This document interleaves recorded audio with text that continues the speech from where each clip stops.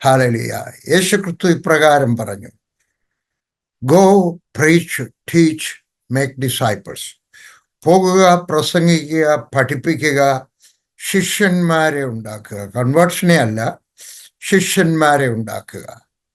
യോഹന്നാൻ എഴുതിയ സുവിശേഷം നിങ്ങൾക്ക് എല്ലാവർക്കും എന്നെ അറിയാമെന്ന് വിചാരിക്കുന്നു. അറിയാൻ വയ്യാത്തവരുണ്ടെങ്കിൽ ഞാൻ ഡൽഹിയിൽ താമസിക്കുകയാണ്. രാവിലെ 5 മണിക്കല്ല 4 മണിക്ക് എഴുന്നേറ്റു. ഞാൻ 5 മണിയായപ്പോഴത്തേക്ക് എല്ലാം കുളിച്ച് ഒരുങ്ങി 2 കപ്പ് ചായ 3 കപ്പ് ചായ ഉണ്ടാക്കി 1 കപ്പ് താഴെ കൊണ്ട് കൊടുത്തു. ഇവിടെ ഞങ്ങൾക്ക് ഒരു സെക്യൂരിറ്റി ഗാർഡുണ്ട്. ഞങ്ങൾക്കല്ല, 64 ഫ്ലാറ്റിന് ഒരു സെക്യൂരിറ്റി ഗാർഡുണ്ട്. അയാൾക്ക് 1 കപ്പ് കൊണ്ട് കൊടുത്തു. 1 കപ്പ് ഞാൻ കുടിച്ചു. പിന്നെ 1 കപ്പ് മാറ്റി വെച്ചു. കുടിച്ചിട്ടാണ് പ്രസംഗിക്കുന്നത്. ഹല്ലേലൂയ. യോഹന്നാൻ എഴുതിയ സുവിശേഷം 20-ാം അധ്യായം. നിങ്ങളതിൻ്റെ പുസ്തകം വായിച്ചു കാണുമായിരിക്കും. ഗുരുപാദങ്ങളിൽ ഒരു വേദപഠനം. എനിക്ക് അവാർഡ് വാങ്ങിത്തന്ന, വില്യം കാരി അവാർഡ് വാങ്ങിത്തന്ന ഒരു പുസ്തകമാണത്. ഇല്ലാത്തവരെവിടെയെങ്കിലും നിങ്ങൾ കേരളത്തിലൊക്കെ ഉള്ളവരാണെങ്കിൽ എൻ്റെ ഓഫീസിൽ ചെല്ലാൻ ഒരെണ്ണം ഫ്രീ ആയിട്ട് തരാൻ പറഞ്ഞാൽ അവർ തരും. ഹല്ലേലൂയ. ആഴ്ചവട്ടത്തിൽ 1-ാം നാൾ മഗ്ദലക്കാരത്തി മറിയ രാവിലെ ഇരുട്ടുള്ളപ്പോൾ തന്നെ 11-ാമത്തെ വാക്യം വരെ വായിക്കാൻ പോവാണ്. കല്ലറയ്ക്കൽ ചെന്നു. കല്ലറയ്ക്കൽ നിന്ന് കല്ല് നീങ്ങിയിരിക്കുന്നത് കണ്ടു. വേദപുസ്തകം നല്ലതുപോലെ അറിയാവുന്നവരും അറിയാൻ വയ്യാത്തവരും ഒരു നോട്ട്ബുക്കിനകത്ത് ചിലതൊക്കെ എഴുതിയെടുക്കുന്നത് നല്ലതായിരിക്കും. ഞാനങ്ങനെ ചെയ്യാറുണ്ട്. പാസ്റ്റർ ബാബു ചെറിയാൻ്റെ ഒരു ബൈബിൾ ക്ലാസ് ഒരു 4-5 വർഷത്തിന് മുമ്പ് ഞങ്ങളുടെ ലീഡേഴ്സും ക്ലാസ് എടുക്കുമ്പോൾ അദ്ദേഹം ശ്രദ്ധിച്ചു. മുമ്പിലിരുന്ന് ഞാൻ നീട്ടി എഴുതിയെടുക്കുന്നു, വാക്യങ്ങളെല്ലാം നീട്ടി എഴുതിയെടുക്കുന്നു. അദ്ദേഹം അത്ഭുതപ്പെട്ടു പോയി. അറിയാമെങ്കിലും എഴുതിയെടുക്കുന്നത് തലച്ചോറിനാന്ന് തയ്ക്കും. ടീച്ചേഴ്സ് കോഴ്സ് കഴിഞ്ഞിട്ടുള്ളവർക്ക് ചോദിച്ചാണ്. കേൾക്കുന്നത് നല്ല ബുദ്ധിയുള്ളവർക്ക്, ഓർമ്മശക്തിയുള്ളവർക്ക് 40% ഓർമ്മ നിൽക്കും. എഴുതിയെടുത്താൽ 60% ഓർമ്മ നിൽക്കും. വേറൊരാളിനോട് പറഞ്ഞു കഴിഞ്ഞാൽ 80% ഓർമ്മ നിൽക്കും. അപ്പോൾ എഴുതിയെടുക്കുന്നത് നല്ലതായിരിക്കാം. അവിടെ എഴുതിയിരിക്കുന്നു കണ്ടു. അടിവരയിടാം, പിന്നീട് ഞാൻ അതിനെപ്പറ്റി പറയാം. അവൾ ഓടി. കണ്ടവരോടണം. യേശുവിനെ പറ്റി കണ്ടവരെ ഓടണം. എനിക്കറിഞ്ഞുകൂടാ ഇന്ന് അധികം ക്രിസ്ത്യാനികളും എന്തുകൊണ്ടാണ് ഓടാത്തതെന്ന്. കണ്ടിട്ടാണോ, കാണാഞ്ഞിട്ടാണോ, അനുഭവിക്കാഞ്ഞിട്ടാണോ? അല്ല, അനുഭവിച്ചാലും ആരോടെങ്കിലും ഒക്കെ പറയാനും ഒരു ലജ്ജയുണ്ട്. ബോംബെയിൽ നിന്ന് ഒരു സഹോദരി എനിക്കൊരു എഴുത്തെഴുതി. അവരുടെ കൊച്ചിന് 3 വാൽവേ ഉള്ളൂ ഹൃദയത്തിന്. 2-ാം തോന്നുന്നു വേണ്ടിയത്, അല്ലേ? അല്ല, 4-ആണ്. 3 വാൽവേ ഉള്ളൂ. അപ്പോൾ കൊച്ചിനെ അവരുടെ 1-ാമത്തെ നിലയിലാണ് താമസിക്കുന്നത്. പടിയൊക്കെ കയറി വരുന്നത് വലിച്ചുകൊണ്ടാണ്. എന്തൊക്കെ പറഞ്ഞൊന്ന് പ്രാർത്ഥിക്കണം. ഞാൻ അത്ഭുതങ്ങളുടെ താക്കോൽ എന്ന് പറഞ്ഞ പുസ്തകം അവർക്ക് അയച്ചു കൊടുത്തു. നിങ്ങൾ ആ പുസ്തകം വായിച്ചിട്ടുണ്ടോ?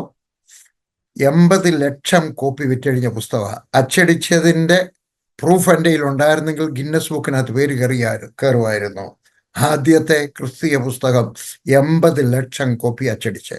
ഇനിയിപ്പോൾ അച്ചടിക്കാൻ പോവാ. എത്ര? 1 ലക്ഷം കൂടെ അച്ചടിക്കാൻ പോവാണ്. അടുത്ത ഡിസംബറിനകത്ത് 1 ലക്ഷം കോപ്പി അച്ചടിക്കാൻ പോവാണ്. ഹല്ലേലൂയ. ഓടണം. യേശുവിനെ പറ്റി കേൾക്കുന്നവർ ഓടണം. അപ്പോൾ ഈ സ്ത്രീ എനിക്ക് എഴുത്തെഴുതി. ഞാൻ അവർക്ക് ഈ അത്ഭുതങ്ങളുടെ താക്കോൽ ഒരൊറ്റ വരി എഴുതി വെച്ച് ഞാൻ പ്രാർത്ഥിച്ചു, വിശ്വസിച്ചാട്ടുന്നുണ്ട്. ആ സഹോദരിക്ക് ദേഷ്യം വന്നു. ഞാൻ നീട്ടി എഴുതിയിട്ട് ഒരു പുസ്തകത്തിനകത്ത് 1 വരി എഴുതി ഇങ്ങോട്ട് അയച്ചിരിക്കുക. പക്ഷെ വായിച്ചുകൊണ്ടെന്ന് അവർക്ക് വിശ്വാസം. അവരുടെ കൊച്ചം കളിച്ചും വെച്ചിങ്ങോട്ട് കയറി വരുമായിരുന്നു. ആ പുസ്തകം തലയിൽ വെച്ചുകൊണ്ട് ഒരൊറ്റ പ്രാർത്ഥന അങ്ങ് പ്രാർത്ഥിച്ചു. ആ കൊച്ചിന് 4 വാൽവും ഉണ്ടായി. ഞാൻ ആ സഹോദരിക്ക് എഴുതി, സഹോദരി ഒരു കാര്യം ചെയ്തൊരു നല്ല സാക്ഷ്യമാണല്ലോ, എനിക്കിത് ഞാൻ അയച്ചു തന്നാട്ടോ ഒരു സാക്ഷ്യം, കൊച്ചൻ്റെ ഫോട്ടോയും കൂടെ. കാരണം ഞാൻ എൻ്റെ മാസികക്കകത്ത് പ്രസിദ്ധീകരിക്കാം, 10 പേര് വായിക്കട്ടെ. എൻ്റെ പുസ്തകം വായിച്ചു എന്നുള്ളതല്ല എനിക്ക് പറയാനുള്ളത്. ഈ വിശ്വാസം പുസ്തകം തലയിൽ വെച്ചതും അല്ല കാര്യം. ഹല്ലേലൂയ. ചൂടോടെ പ്രാർത്ഥിച്ചപ്പം 1 വാൽവുണ്ടായി. ആ സഹോദരി പറഞ്ഞു, വേണ്ട, ഞങ്ങളുടെ സഭയിൽ ബ്രദറിനോട് ഇഷ്ടമില്ലാത്ത ചിലരൊക്കെ ഉണ്ട്, അവരൊക്കെ പിണങ്ങും. നമ്മൾ ഓടണം, നമ്മൾ പറയണം. ഈ ഒരിടത്തൊരു കോഴി ഉണ്ടായിരുന്നു ഒരു വീട്ടിൽ. ആ കോഴി ഒരു മുട്ടയിട്ടു. അപ്പുറത്തെ വീട്ടിലൊരു താറാവ് ഉണ്ടായിരുന്നു. ആ താറാവ് ഒരു മുട്ടയിട്ടു. ആ താറാവ് മുട്ടയിട്ടും വെച്ച് താറാവും കോഴിയൊക്കെ മുട്ടയിട്ട് കഴിയുമ്പോൾ ഒരു ശബ്ദം ഉണ്ടാക്കും. ഞാൻ കൊച്ചുനാളിൽ ഗ്രാമത്തിൽ വളർന്നുകൊണ്ട് എനിക്കിതൊക്കെ അറിയാം. തീർന്നു. ഒരിക്കലേ ശബ്ദം ഉണ്ടാക്കത്തുള്ളൂ. ആ മുട്ട വെളിയിലോട്ട് പോകുമ്പോഴത്തെ ഒരു സുഖമാണ്, വേദനയുടെ കഴിച്ചിട്ടുള്ള സുഖം. എന്നിട്ട് അതങ്ങ് നടന്നുപോയി. ഇപ്പുറത്തെ കോഴി ഒരു മുട്ട ഇട്ടു. എന്നിട്ട് അതെല്ലാം കൂടെ ചലച്ചുകൊണ്ട് നടക്കണം. അയ്യോ ഞാൻ പെണ്ണാന്നേ, അയ്യോ ഞാൻ പെണ്ണാന്നേ, ഞാൻ മുട്ടയിട്ട്, ഞാൻ പെണ്ണാന്നേ, മുട്ടയിട്ട്. ആ താറാവ് പറഞ്ഞു, നീ ഇച്ചിരിയുള്ള ഒരു മുട്ട ഇട്ടിട്ട് നിനക്ക് എന്തോ കിട്ടി, നിന്റെ എത്ര ചലിക്കുന്നേ? ഞാൻ ഒരു വലിയ മുട്ട ഇട്ടിട്ട് ചലിക്കുന്നില്ലല്ലോ. ഞാൻ ഈ കോഴിയെ പോലാണ്. ദൈവം എനിക്ക് എന്തെങ്കിലും തന്നാൽ, ഒരു ബട്ടൺസ് എന്ന കഥ നിങ്ങൾക്കറിയാം. ഞാൻ 52 രാജ്യത്ത് പോയിട്ടുണ്ട്. 52 രാജ്യത്തും പറഞ്ഞു. ഞാൻ ഇന്നും ദൈവത്തിൻ്റെ ഒക്കെ പറയും, ദൈവമേ നീ ഒരു ബട്ടൺ എനിക്ക് തന്നാട്ട്, ഒരു മുട്ടുസൂയി തന്നാട്ട്, ഒരു പൈസ തന്നാട്ട്, ഞാൻ ലോകത്തിലുള്ളവരുടെ അടുക്കൽ എല്ലാവരുടെ അടുക്കലും പറയും, പോകുന്നിടത്തെല്ലാം പറയും. നമ്മളെല്ലാവരും ഓടണം. ശിമോൻ പത്രോസിന്റെയും യേശുവിന് പ്രിയനായ മറ്റേ ശിഷ്യന്റെയും അടുക്കൽ ചെന്ന് യോഹന്നാൻ കർത്താവിനെ കല്ലറയിൽ നിന്ന് എടുത്തുകൊണ്ടുപോയി അവനെ എവിടെ വെച്ചോ നിങ്ങൾ അറിയുന്നില്ല എന്ന് അവരോട് പറഞ്ഞു. അതുകൊണ്ട് പത്രോസും മറ്റേ ശിഷ്യനും പുറപ്പെട്ട് കല്ലറയിൽ ചെന്ന് ഇരുവരും ഒന്നിച്ച് ഓടി. കണ്ടവൾ ഓടി, കേട്ടവരും ഓടി. യേശുവിനന്ന് 11 ശിഷ്യന്മാരാണ്. ഒരാൾ പോയി, 12 ഒരാൾ പോയി, 11 പേരേ ഉള്ളൂ.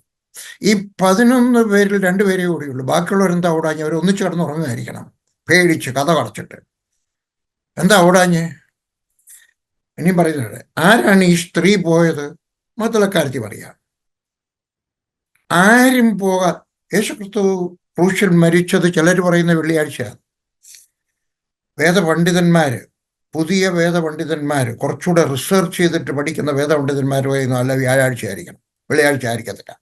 വെള്ളിയാഴ്ച ആയാൽ 3 ദിവസം ആവത്തില്ല. അങ്ങനെയൊക്കെ ചിലർ പറഞ്ഞിട്ടുണ്ട്, 3 ദിവസം ആവുമെന്നൊക്കെ പറഞ്ഞിട്ടുണ്ട്. പക്ഷെ കാലം കഴിഞ്ഞ് വന്ന് കുറച്ചുകൂടെ ഒക്കെ റിസർച്ച് ചെയ്യാനൊക്കെയുള്ള സാഹചര്യം ഉണ്ടായി. അവർ പറയും, ഞാനും വിശ്വസിക്കുന്നത് വ്യാഴാഴ്ച ആയിരിക്കണം. ചിലർ പറഞ്ഞ് ബുധനാഴ്ച ആയിരിക്കാം.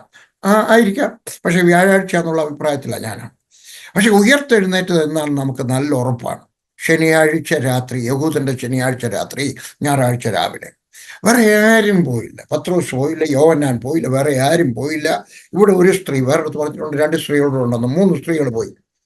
ഞാൻ എപ്പോഴാ? ഇരുട്ടുള്ളപ്പോൾ. ഞാനൊരു ചോദ്യം ചോദിക്കുക, നിങ്ങളുടെ വീട്ടിൽ നിന്ന് നിങ്ങളുടെ പെങ്ങളോ നിങ്ങളുടെ ഭാര്യയോ നിങ്ങളുടെ അമ്മയോ ഇരുട്ടുള്ളപ്പോൾ എന്ന് പറഞ്ഞാൽ 4 മണിന്നാ. യഹൂദന്റെ ഇരുട്ടുള്ളപ്പോൾ രാവിലെ എന്ന് പറഞ്ഞു കഴിഞ്ഞാൽ 4 മണിയാണ്.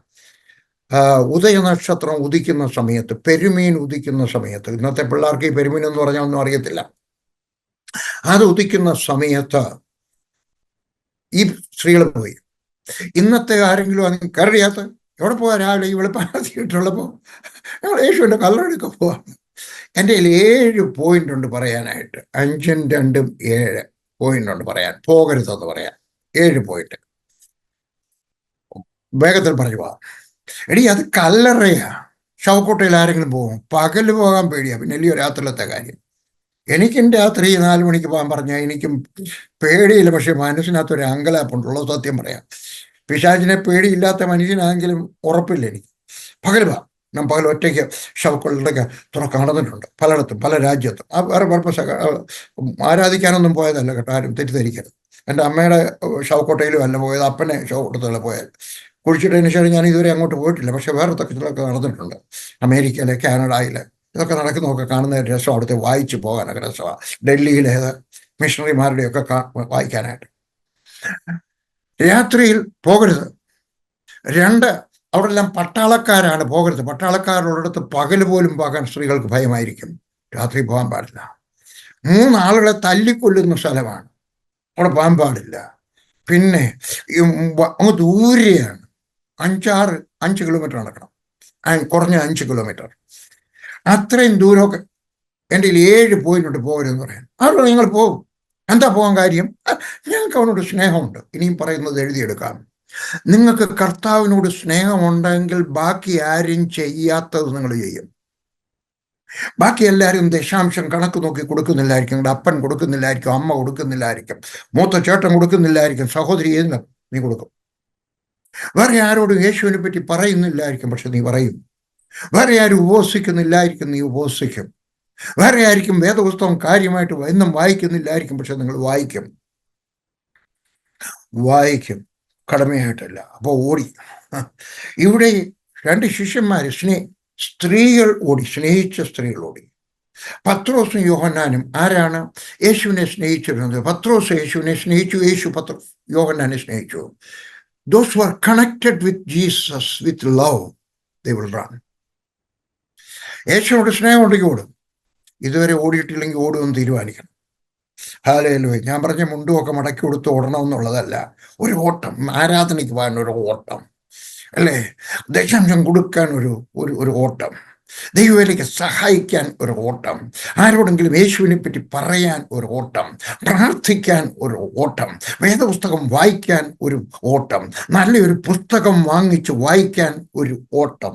അവരും രണ്ടുപേരും ഒന്നിച്ചോടി. അവർ ഐക്യതയുണ്ടായിരുന്നു കേട്ടോ, ഐക്യതയുണ്ടായിരുന്നു. ഐക്യത വളരെ ഇമ്പോർട്ടൻ്റ് ആണ്. ഞാൻ സുവിശേഷ വേല തുടങ്ങിയത് കാശ്മീരിലാണ്. അന്ന് എനിക്ക് 13 മാസത്തെ ക്രിസ്തീയ രക്ഷിക്കപ്പെട്ടിട്ട് 13 മാസമേ ആയുള്ളൂ. വലുതായിട്ട് വേദോസ്തം അറിയത്തില്ല. ഞാൻ ആരാധനയ്ക്ക് പോയത് 5 or 6 ഞായറാഴ്ച, അല്ലെങ്കിൽ പോട്ടെ 10 ഞായറാഴ്ചയായിരിക്കും. ബാക്കിയുള്ള ദിവസമൊക്കെ ഞാൻ പട്ടാളക്കാരനായിരുന്നു, അതുകൊണ്ട് എനിക്ക് ഡ്യൂട്ടിയുണ്ട്. പക്ഷെ അന്ന് ഞാൻ വേദോസ്തം പഠിച്ചപ്പോൾ കർത്താവ് എനിക്ക് മനസ്സിലാക്കിയ ഒരു കാര്യമാണ്, അനുഗ്രഹം വേണമെങ്കിൽ ഐക്യത വേണം. എഴുതിയെടുത്താട്ടെ, ഐക്യത ഉണ്ടാകുന്നില്ല, ഉണ്ടാക്കിയെടുക്കണം. It's hard work. ഉണ്ടാക്കിയെടുക്കണം. ഞാനും എൻ്റെ ഭാര്യയുമായിട്ട് ഐക്യത ഉണ്ടാക്കിയെടുത്തു. ഞങ്ങൾ തമ്മിൽ രണ്ടുപേർക്കും 2 സ്വഭാവമാണ്, എൻറ്റയർലി ഡിഫറെൻറ്റ്, 2 സ്വഭാവമാണ്. പക്ഷെ ഞങ്ങൾ ആത്മീയ കാര്യത്തിനകത്ത് ഒരേ അഭിപ്രായക്കാരാണ്. ഞങ്ങൾ ഐക്യത ഉണ്ടാക്കിയെടുക്കുന്നു. മറ്റേ ശിഷ്യൻ പത്രോസിനേക്കാൾ വേഗത്തിൽ ഓടി ആദ്യം കല്ലറയ്ക്ക്. തുടങ്ങിയത് ഒന്നിച്ചാണ്, പക്ഷെ ഒരാൾ ഓടിയെത്തി. എന്താ കാര്യം? ചിലർ വിചാരിക്കും യോഹന്നാന് ചെറുപ്പമായതുകൊണ്ട് ഓടിച്ചെന്നായിരിക്കാം. യോഹന്നാൻ ചെറുപ്പമാണ്, 20 വയസ്സിനോട് അടുത്തേ കാണത്തുള്ളൂ. പത്രോസിന് 30 വയസ്സിന് മേളിലുണ്ട്. ആ പ്രായം കൊണ്ടും ആയിരിക്കാം. അല്ലെങ്കിൽ തന്നെ 2 പേർ ഓടിയാൽ 5 കിലോമീറ്റർ അല്ലേ? ഒരാൾ മുംബൈയിലും. അത് വഴിയില്ലാത്ത വഴിയൊക്കെയാണ്, വഴിയില്ലാത്ത വഴി, കുന്നും പ്രദേശമൊക്കെയാണ്, പർവ്വതമാണ്, കുന്നാണ്. അവിടേക്ക് ഓടിക്കയറിയപ്പോൾ ഒരാൾ മുംബൈ ചെന്നു. മുംബൈ എടുത്തിരുന്നു. ആദ്യം കല്ലറയ്ക്കൽ എത്തി. കുനിഞ്ഞു നോക്കി ശീലകൾ കിടക്കുന്നത് കണ്ടു. അകത്ത് കടന്നില്ല താനും. അവൻ്റെ പിന്നാലെ ശിമോൻ പത്രോസും വന്നു കല്ലറയിൽ കടന്നു. ശീലകൾ കിടക്കുന്നതും അവൻ്റെ തലയിൽ ചുറ്റിയിരുന്ന റൂമാൽ ശീലകളോട് കിടക്കാതെ വേറിട്ട് ഒരിടത്ത് ചുരുട്ടി വെച്ചിരിക്കുന്നത് കണ്ടു. അടിവരയിടാൻ കണ്ടു എന്നുള്ളത്. ആദ്യം കല്ലറയ്ക്കലെത്തിയ മറ്റേ ശിഷ്യനും അപ്പോൾ അകത്ത് ചെന്നു കണ്ടു, വിശ്വസിച്ചു. ഹല്ലേലൂയ. അവൻ മരിച്ചവരിൽ നിന്ന് ഉയർത്തെഴുന്നേൽക്കണ്ടാകുന്നുള്ള തിരുവെഴുത്ത് അതുവരെ അറിഞ്ഞില്ല. അങ്ങനെ ശിഷ്യന്മാർ വീട്ടിലേക്ക് മടങ്ങിപ്പോയി. കണ്ടു എന്നുള്ള വാക്ക് ഞാൻ കുറച്ചുകൂടെ അല്പം കഴിഞ്ഞിട്ട് നിങ്ങൾക്ക് അറിയാവുന്ന കാര്യമാണ്. ഞാൻ നിങ്ങൾക്ക് അറിയാൻ വയ്യാത്ത ഒരു കാര്യം പഠിപ്പിക്കുമെന്ന് വിചാരിക്കുന്നില്ല. പക്ഷെ അറിയാവുന്ന കാര്യം ഒന്ന് അടുക്കിന് പറയുന്നു എന്നുള്ളതേ ഉള്ളൂ കേട്ടോ, ഒന്ന് അടുക്കിന് പറയുന്നേ ഉള്ളൂ. ഹല്ലേലൂയ. 3 പേരാണ് കണ്ടത്. ആരൊക്കെയാണ് കണ്ടത്? 1-ാമത്തെ വാക്യത്തിനകത്ത് ഈ 3 സ്ത്രീകൾ, നമുക്ക് ഒരാളെ മാത്രം ശ്രദ്ധിക്കാം. ഇവിടെ മറിയ പോയി കണ്ടു, അവർ കണ്ടു, അല്ലേ? അവിടെ എഴുതിയിരിക്കുന്ന ഗ്രീക്ക് വാക്ക് മലയാളത്തിനകത്ത് കണ്ടു എന്നാണ്, ഇംഗ്ലീഷിനകത്തും സ എന്നാണ്, SAW, കണ്ടു. എന്നാൽ ഗ്രീക്കിനകത്ത് ഈ പുതിയ നിയമം യോഹന്നാന്റെ സുവിശേഷം എഴുതിയത് ഗ്രീക്ക് ഭാഷയിലാണ്. അതിനകത്ത് കണ്ടു എന്നുള്ളത് 3 വാക്കുകളാണ്, പ്രത്യേക വാക്കുകളാണ്. അവിടെ എഴുതിയിരിക്കുന്ന വാക്ക് ബ്ലിപ്പോ എന്നാണ്, BLEPO, ബ്ലിപ്പോ എന്ന് പറഞ്ഞാൽ ശരീരത്തിൻ്റെ കണ്ണുകൊണ്ട് കണ്ടു. വിത്ത് ഐ, ശരീരത്തിൻ്റെ നഗ്നമായ ഫ്ലഷ് കണ്ണുകൊണ്ട് കണ്ടു. ഗ്രീക്കിനകത്ത് അങ്ങനെയാണ് അർത്ഥം. നിങ്ങൾക്ക് പോയി കാണാം. 2-ാമത്തെ കാര്യം, 6-ാമത്തെ വാക്യം. Then Simon Peter came up and went into the tomb and saw the linen wrapping. അവന് അവിടെ ചെന്നിട്ട്, പത്രോസ് അവിടെ ചെന്ന്, യോഹന്നാൻ ചെന്നു. യോഹന്നാൻ വെളിയിൽ നിന്നും അകത്ത് കയറിയില്ല. പൂജ ചെയ്യാതൊന്നല്ല, പേടിച്ചുമല്ല, ഭക്തി കാരണം. യോഹന്നാന്റെ ഹൃദയം മനസ്സിലാക്കുന്നവർക്ക് അത് മനസ്സിലാവും. ഭക്തി കാരണം, വെളിയിൽ നിന്നും ഭയഭക്തി കാരണം. ഈ പത്രോസ് അങ്ങനെയല്ല, എന്നെ പോലാണ്, ഹരിബറിയാണ്. അങ്ങ് ചാടി അങ്ങ് അകത്തോട്ടങ്ങ് കയറി. അവിടെ ചെന്ന് കഴിഞ്ഞിട്ട് ചുറ്റിയിരുന്ന തുണിയൊക്കെ കൂടെ കണ്ടു. അവിടെ കണ്ടു എന്നുള്ള വാക്കിന് ഉപയോഗിച്ചിരിക്കുന്ന വാക്ക് തിയോറി എന്നാണ്, THEORI. തിയോറി. അതിൻ്റെ അർത്ഥം മനസ്സിലാവും, തിയറി. തലച്ചോറ് കണ്ടു. മറ്റൊരു നഗ്നമായ കണ്ണുകൊണ്ട് കണ്ടു. ഇദ്ദേഹം തലച്ചോറ് കണ്ടു. ഓഹോ, യേശുവിൻ്റെ ശരീരം ആരും മോട്ടിച്ചോണ്ട് പോയതല്ല. ആ പെണ്ണ് വന്ന് പറഞ്ഞത് ശരിയല്ല. വെളിയിൽ നിന്ന് കണ്ടാൽ കാര്യം ശരിയാവത്തില്ല. യേശുവിനെ മനസ്സിലാക്കണമെങ്കിൽ ദൂരെ നിന്ന് കാണണം. യേശുവിനെ പറ്റി എഴുതിയിരിക്കുന്ന ഏറ്റവും നല്ല പുസ്തകം കേശവ മേനോൻ, ആരാണ്? മാതൃഭൂമിയുടെ എഡിറ്റർ കേശവ മേനോൻ എഴുതിയിരിക്കുന്ന പുസ്തകമാണ് യേശുവിനെ പറ്റി എഴുതി. പക്ഷെ അദ്ദേഹം കണ്ടിരിക്കുന്ന ദൂരെ നിന്നാണ്. എന്നാൽ പത്രോസ് അടുത്ത് ചെന്ന് ആ തുണികൾ കണ്ടു കഴിഞ്ഞപ്പോൾ മനസ്സിലായി, എടാ ഈ തുണിക്കകത്തുനിന്ന് ആരും എടുത്തോണ്ട് പോകാനൊക്കത്തില്ല. ഇത് കീറാതെ ശരീരം വലിച്ചെടുക്കാനൊക്കത്തില്ല. ഈ തുണി അതുപോലെ കിടക്കുക, ഡിസ്റ്റർബ് ആയിട്ടില്ല. അതിനകത്ത് ഈ മസാലയൊക്കെ നേരത്തെ പുരട്ടിയിരുന്നതും രക്തവും എല്ലാം അതുപോലെ തന്നെ ഇരിക്കുക. It is undisturbed. അവന് മനസ്സിലായി. അവൾ പറഞ്ഞു ശരിയല്ല, യേശു ക്രിസ്തുവിന്റെ ശരീരം ഉയർത്തെഴുന്നേറ്റു. അവൻ തലച്ചോറ് കൊണ്ട് മനസ്സിലായി, തിയറിയായിട്ട് മനസ്സിലായി. ഈ തുണി, ഇതിനെപ്പറ്റി എഴുതിയിരിക്കുന്നത് ഷ്രൗഡ് ഓഫ് ടൂറിൻ എന്നാണ്. TURIN, Turin. ഇത് ഇറ്റലിയിലുണ്ട്. ഹല്ലേലൂയ, ഇറ്റലിയിലുണ്ട്. ഇതാണെന്നും പറയുന്നു, അല്ലെന്നും പറയുന്നു. സയന്റിസ്റ്റുമാർക്ക് പോലും അറിയത്തില്ല. ചിലർ പറയുന്നത് യഥാർത്ഥമാണ്, ചിലർ പറയുന്നത് ശരിയല്ല. ഇത് കാണാനുള്ള ഒരു ഭാഗ്യം എനിക്കുണ്ടായി. ഒറിജിനലാണോ അല്ലയോ ഞാൻ പറയുന്നില്ല, എനിക്കും അറിഞ്ഞുകൂടാ. അതിനകത്ത് എഴുതി വെച്ചിട്ടുണ്ട്, ഞങ്ങൾക്കും അറിഞ്ഞുകൂടാ, നിങ്ങൾക്കും അറിഞ്ഞുകൂടാ, പിന്നെ നിങ്ങൾ നിശ്ചയിച്ചാട്ടെന്ന് പറയുന്നത്. ഹല്ലേലൂയ. ഒരിടത്ത് ചെന്നപ്പോൾ അവിടെ കൊണ്ടുവന്നിട്ടുണ്ടായിരുന്നു, ഞാൻ കാണാൻ പോയതാണ്. കാണാൻ പോകാനും കാരണമുണ്ട്. ഇത് കൊണ്ടു നടന്നത് ഒരു യഹൂദനായി ഇത് കൊണ്ടു നടന്നത് എക്സിബിഷനായിട്ട്. രൂപ കിട്ടും. ഭയങ്കര കോടിക്കണക്കിന് ഡോളറിന് ഇൻഷുറൻസ് ചെയ്ത് വെച്ചാൽ കൊണ്ടുവന്നത്. അയാൾ ക്രിസ്ത്യാനിയായി. അതെന്നെ ചിന്തിപ്പിച്ചു. അങ്ങനെയാണെങ്കിൽ ഞാൻ വിചാരിച്ചൊന്ന് പോയി കാണണമെന്ന് വിചാരിച്ചു. ന്യൂസിലൻഡിൽ വെച്ചാണ്. ഞാനും പോയി കണ്ടു. അതിൻ്റെ അടുക്കൽ നിന്ന് കണ്ടു. 4.4 മീറ്റർ വീതിയും 11 മീറ്റർ നീളവുമുള്ള ഒരു തുണി. അവർ പറയുന്നത് യേശു ക്രിസ്തുവിൻ്റെ ശരീരത്തിനകത്ത് ഇങ്ങനെ പൊതിഞ്ഞിരുന്ന തുണി. അതായിരിക്കാം, അല്ലായിരിക്കാം, നമുക്കറിഞ്ഞുകൂടാ. ഹല്ലേലൂയ. അവർ കണ്ടു. നമുക്ക് വിഷയം അതല്ല, കണ്ടു. 8-ാമത്തെ വാക്യത്തിനകത്ത് വായിച്ചു, ആദ്യം കല്ലറയ്ക്കകത്ത് മറ്റേ ശിഷ്യനും അകത്ത് എന്ന് കണ്ടു വിശ്വസിച്ചു. തിയറിയായിട്ട് കണ്ടു വിശ്വസിച്ചു. എന്നിട്ട് താഴെ എഴുതിയിരിക്കുകയാണ്, യോഹന്നാൻ അടുത്തു ചെന്നു, അവൻ കണ്ടു. ഒന്ന് നോക്കിക്കോട്ടെ, വേറെ ചോദിക്കണ്ടോ? ആദ്യം കല്ലറയ്ക്കലെത്തിയ മറ്റേ ശിഷ്യനും അകത്ത് ചെന്നു കണ്ടു വിശ്വസിച്ചു. അത് വേറൊരു വാക്കാണ്, എയ്ഡോ, EIDO എന്ന് പറഞ്ഞാൽ ഹൃദയം കൊണ്ട് കണ്ടു. ഒരാൾ പോയിട്ട് കണ്ണുകൊണ്ട് കണ്ടു, അയ്യോ നമ്മുടെ കർത്താവിന്റെ ശരീരം പോയി. പത്രോസ് പോയിട്ട് തലച്ചോറ് കൊണ്ടുണ്ട്, അവൻ ഉയർത്തെഴുന്നേറ്റതാണ്. യോഹന്നാൻ ചെന്ന് കണ്ടത് ഹൃദയം കൊണ്ടാണ്. നമ്മൾ യേശുവിനെ എങ്ങനെ കാണണം? ഹൃദയം കൊണ്ട് കാണണം. അവനെ ഹൃദയം കൊണ്ട് അനുഭവിക്കണം. എന്താണ് അവൻ കണ്ടത്? നമ്മുടെ യേശു ക്രിസ്തു ഉയർത്തെഴുന്നേറ്റു. ഇതിനകത്ത് നിന്ന് ഉയർത്തെഴുന്നേറ്റു. ഹല്ലേലൂയ. അതിൻ്റെ തെളിവ് അവിടെ ഉണ്ടായിരുന്നു. എന്താ കാര്യം? അത് ആ ചോരയൊക്കെ അതുപോലെ തന്നെ ഇരിക്കുകയാണ്. അവർക്ക് നല്ല ഉറപ്പായി. അവൻ പത്രോസിന്റെ കാലം പറഞ്ഞു, വിഷമിക്കേണ്ട ആവശ്യമില്ല, കർത്താവിന്റെ ശരീരം ആരും അടിച്ചോണ്ട് പോയതല്ല, അവൻ ഉയർത്തെഴുന്നേറ്റു. അവിടെ താഴെ എഴുതിയിരിക്കുന്നത്, അവിടെ ഉണ്ടായിരുന്ന റൂമാൽ മടക്കി വെച്ചിരുന്നു. യേശു ക്രിസ്തുവിന്റെ ശരീരം പൊതിഞ്ഞിരുന്ന തുണി, ഞാൻ മുമ്പേ പറഞ്ഞതുപോലെ അകത്തും പുറത്തിരുന്ന തുണി അവിടെ കിടപ്പുണ്ടായിരുന്നു. എന്നാൽ തലയിൽ വെച്ചിരുന്നതായിട്ടുള്ള റൂമാൽ, ഹാൻകർച്ചീഫ്, യഹൂദന്മാർക്ക് തലയിലിടുന്ന തുണി ഉണ്ടായിരുന്നു. പിന്നെ മുസ്ലിങ്ങൾ അറേബ്യയിൽ ചെന്ന് കഴിഞ്ഞപ്പോൾ അവരതെടുത്തു കഴിഞ്ഞപ്പോഴാണ് മറ്റൊരു തൊപ്പിയാക്കിയത്. മറ്റേ യഹൂദന്മാരൊക്കെ യാത്ര ചെയ്ത്, കാരണം മരുഭൂമിയാണ്, അവരുടെ കണ്ണിനെ പ്രൊട്ടക്ട് ചെയ്യാനാണ്. അവരുടെ തലയെ ഭയങ്കര ചൂടല്ലേ, തലയെ പ്രൊട്ടക്ട് ചെയ്യാനായിട്ടാണ്. തലമുടി ഉണ്ടെങ്കിലും ഇല്ലെങ്കിലും.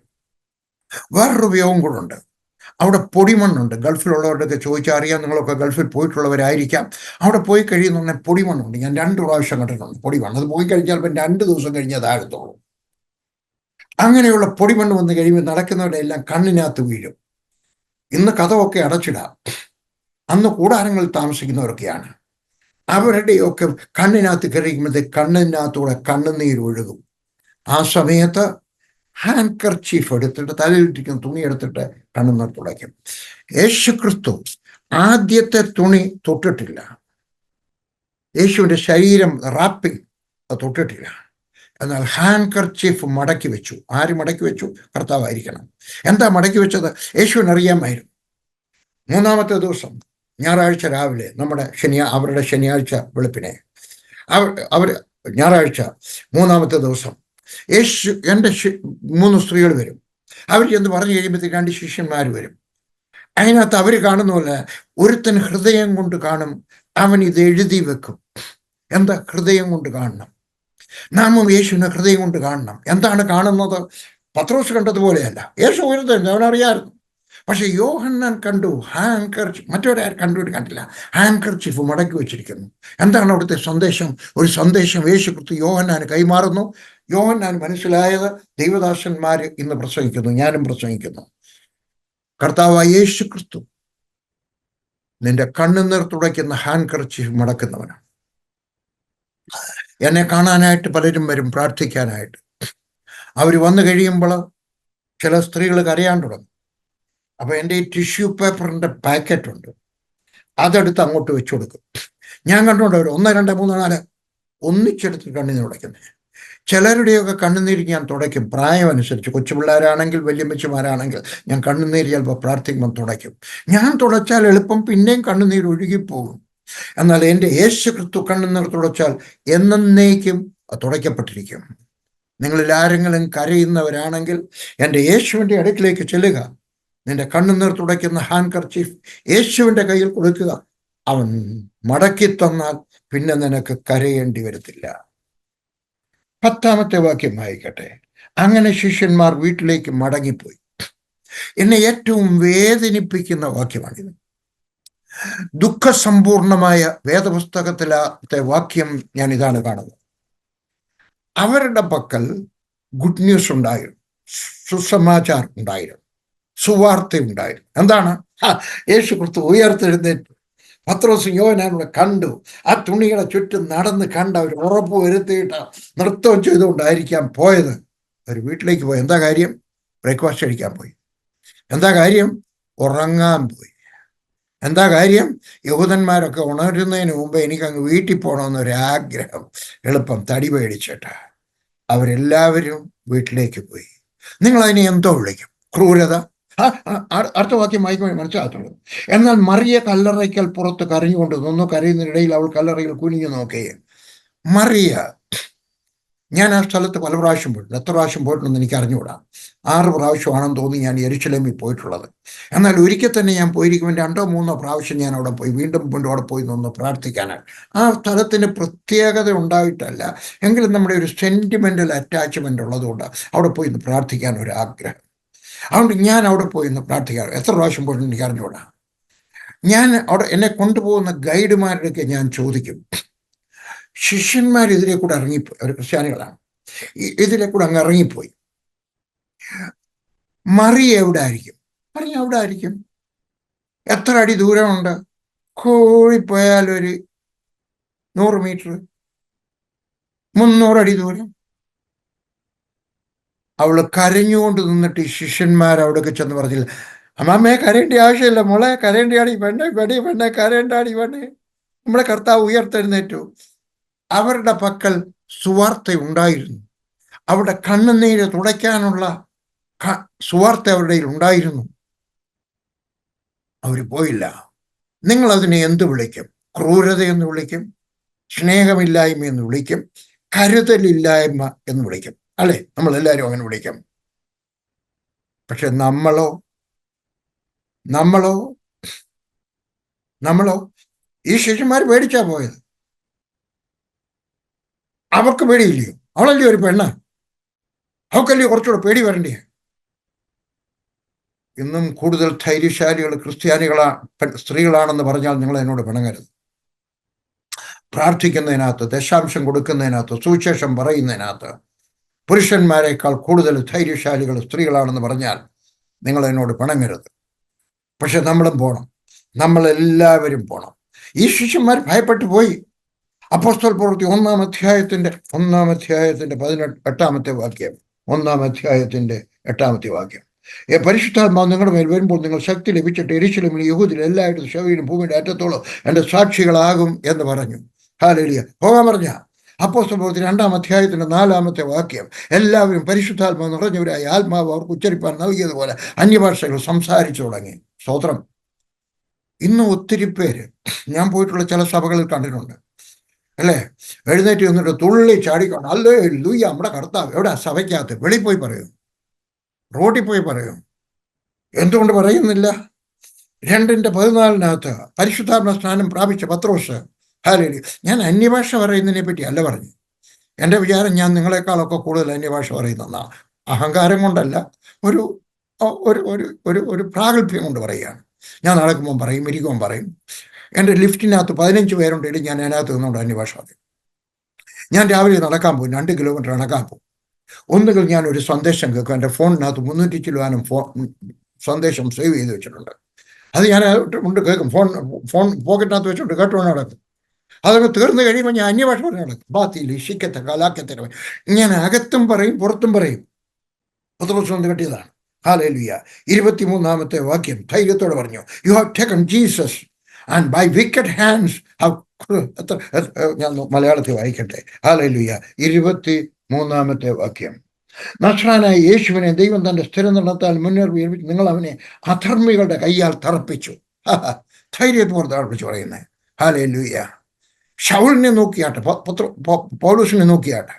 അദ്ദേഹത്തിന്റെ രക്ഷിക്കപ്പെടുന്നതിന് മുമ്പുള്ള പേര്, സ്നാനപ്പെടുന്നതിന് മുമ്പുള്ള പേര് ശൗൽ എന്നായിരുന്നു.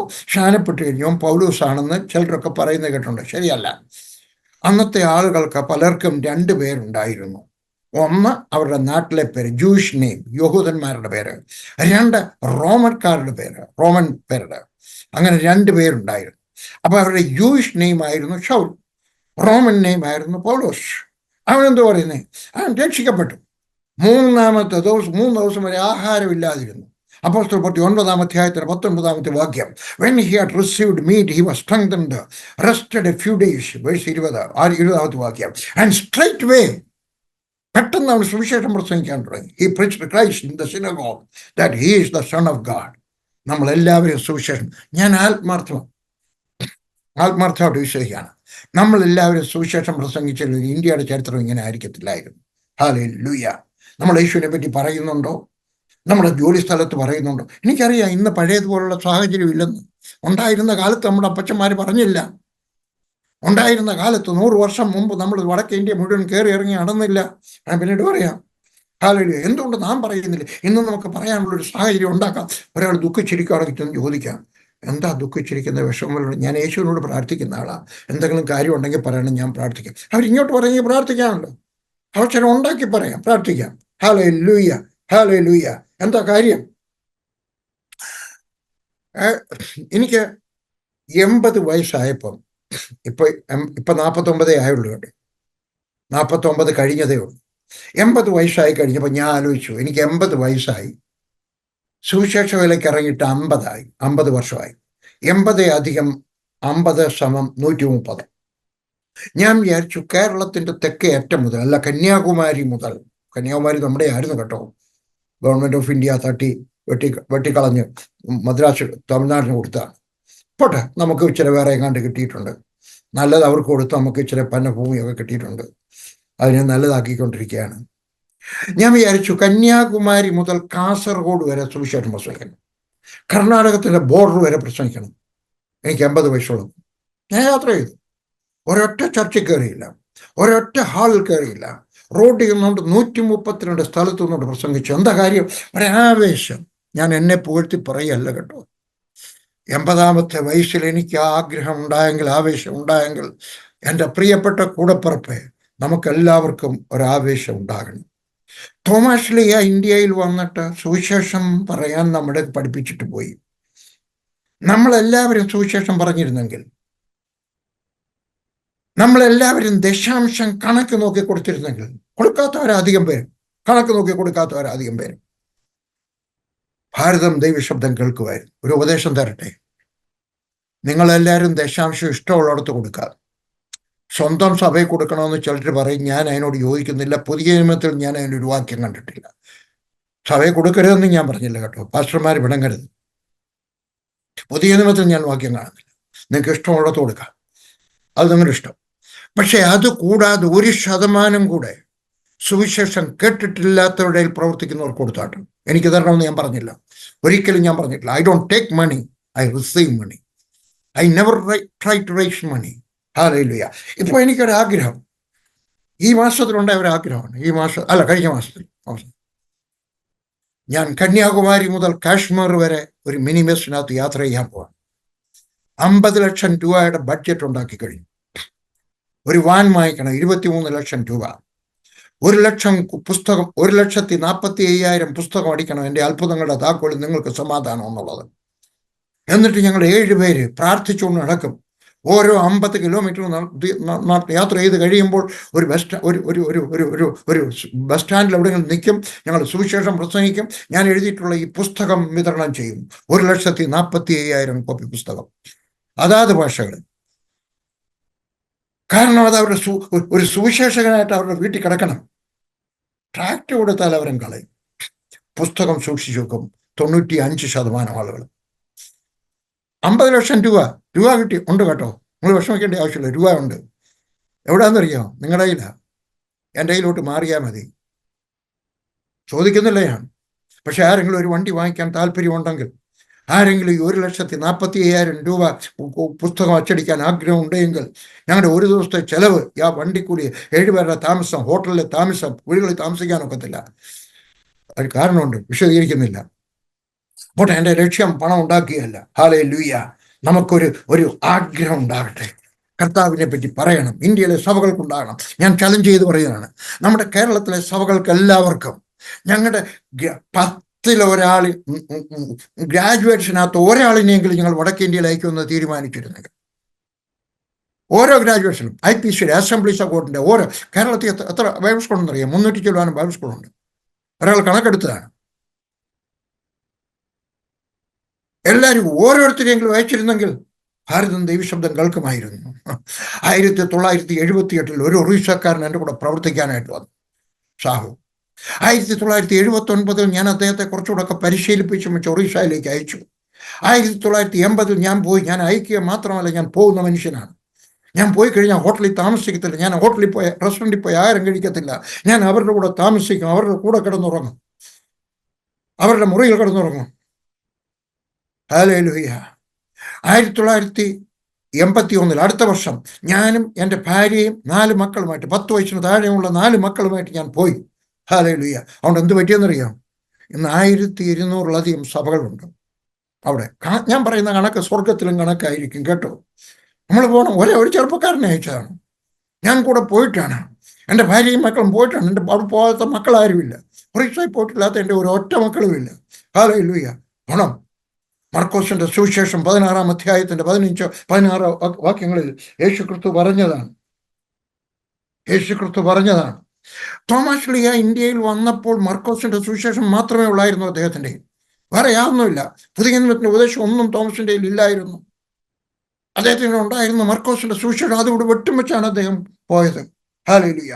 പറഞ്ഞു, നിങ്ങൾ 15-ാമത്തെ വാക്യം, പിന്നെ അവൻ അവരോട്, നിങ്ങൾ ഭൂലോകത്തിലൊക്കെയും പോയി സകല സൃഷ്ടിയോട് സുവിശേഷം പ്രസംഗിക്കുകയും വിശ്വസിക്കുകയും സ്നാനമേൽക്കുകയും ചെയ്യുന്നവൻ രക്ഷിക്കപ്പെടും, വിശ്വസിക്കാത്തവൻ ശിക്ഷാവിധിയിൽ അകപ്പെടും. വിശ്വസിക്കുന്നവരാൽ ഈ അടയാളങ്ങൾ നടക്കും. യേശുക്രിസ്തു പറഞ്ഞാണ്, ഈ പോണം, സുവിശേഷം പ്രസംഗിക്കണം, ഈ അത്ഭുതങ്ങൾ നടക്കും.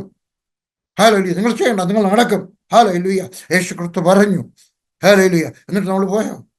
ഹല്ലേലൂയ. തോമസ് ലീഹ വന്നു, മർക്കോസിന്റെ സുവിശേഷം വിട്ടിട്ട് പോയി. നമ്മുടെ അപ്പച്ചന്മാരും തിരുമേനിമാരും പാസ്റ്റർമാരും എല്ലാം ഇത് വായിക്കുമായിരുന്നു. പക്ഷെ നമ്മൾ പോയില്ല. മക്കളെല്ലാം അമേരിക്കയിൽ അയച്ചു, ഇംഗ്ലണ്ടിൽ അയച്ചു, ജർമ്മനിയിൽ അയച്ചു. പക്ഷെ ഒരാളിനെ അയച്ചില്ല.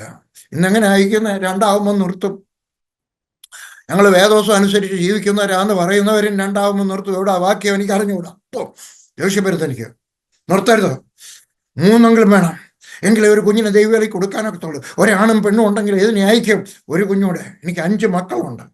5 പേരും ദൈവവേലക്കാരാണ്.